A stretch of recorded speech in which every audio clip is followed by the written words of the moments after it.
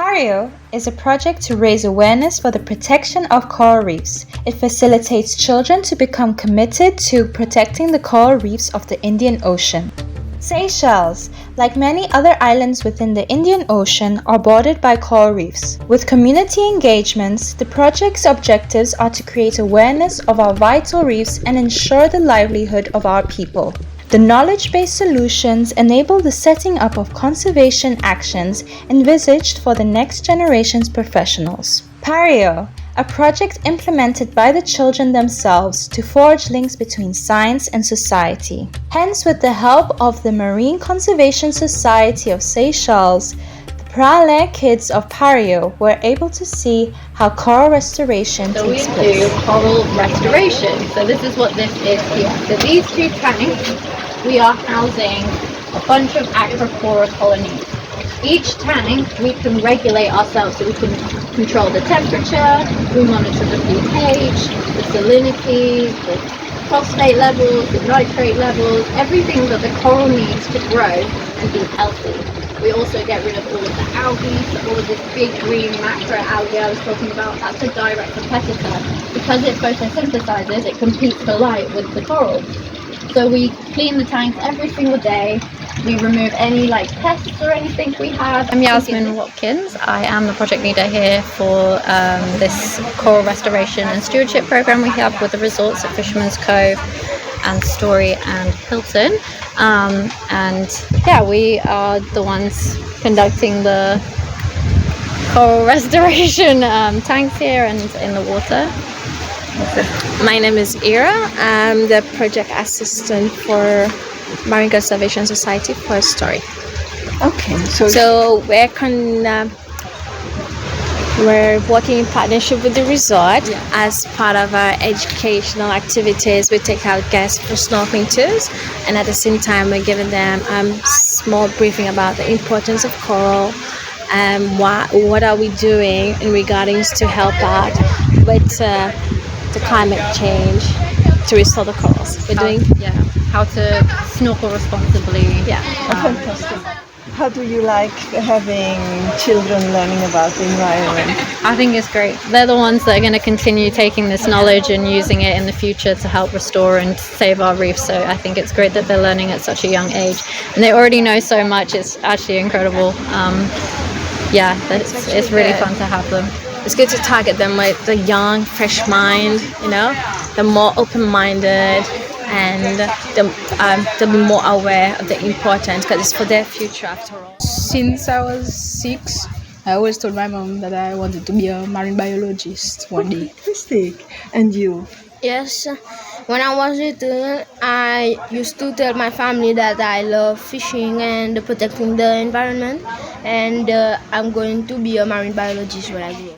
Between breaks of the MCSS briefing, the children found interest in talking to a local fisherman who spoke about sustainable fishing and asked them to name the different fish. A PAREO kid hurried to pick up a can that was left on the beach so that it doesn't get washed into the sea. Now back to MCSS briefing on coral restoration. So we use coral active restoration. We use a technique called coral gardening, and that's a process where we fragment coral down into smaller pieces. Coral is a bit like our skin, so when we cut ourselves, it stimulates that rapid cell growth to repair it. Same with coral, it stimulates that rapid cell growth, so we're able to grow coral at a much faster rate. We have our coral tanks and we have our in-water nurseries where we're able to monitor them, clean macroalgae off of them, which is a direct competitor for sunlight. Aku napel polyp, primeiro have creature listed to have kawaii cells. Because kawaii fine plot, kawaii actually is animal. And it's very important for our ocean everywhere, because if there's no fish, our body sometimes, if they don't have fish, they're not gonna be functioning well.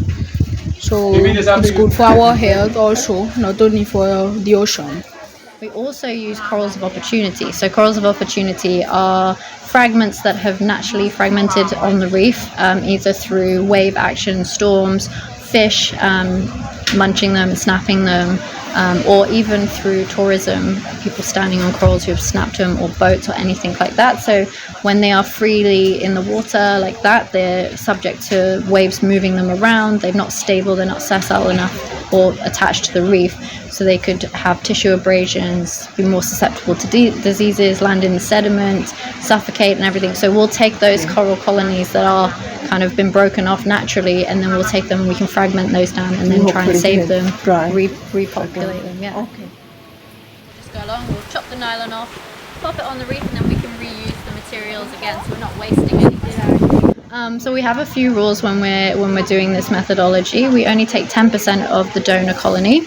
That just stops it from depleting from the reef, reduces the chance of it getting diseases. When you break it down, it's more susceptible to disease. And we have that 10% rule. Coral colonies have to be over a certain size and of health, so showing lots of colour, showing health.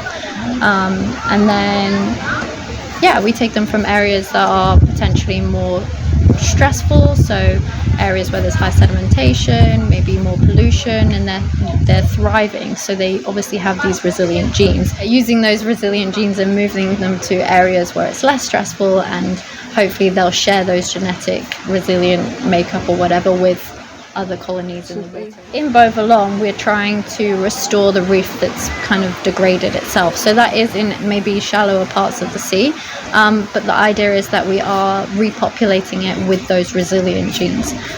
Whereas before, obviously, the genetics of the corals or the branching corals or everything that was in the bay that are now rubble, it obviously didn't withstand, they didn't have that resilience. So we're going to try and repopulate the area and build that structure back up with more resilient genes. To all MCSS staff, on behalf of all PAREO participants and facilitators, we are grateful for the hospitality given to us. Thank you for your time and to enhance our knowledge towards your everyday tasks. The awareness that will enable us to share with other students in our school, members of the public during our Saturday activity. It was an experience that we will forever cherish by all PAREO participants. Keep up the good work and protect the coral. Thank you. Today, and spread the awareness to friends and family and everyone else. Thank you. Let's protect our coral reef.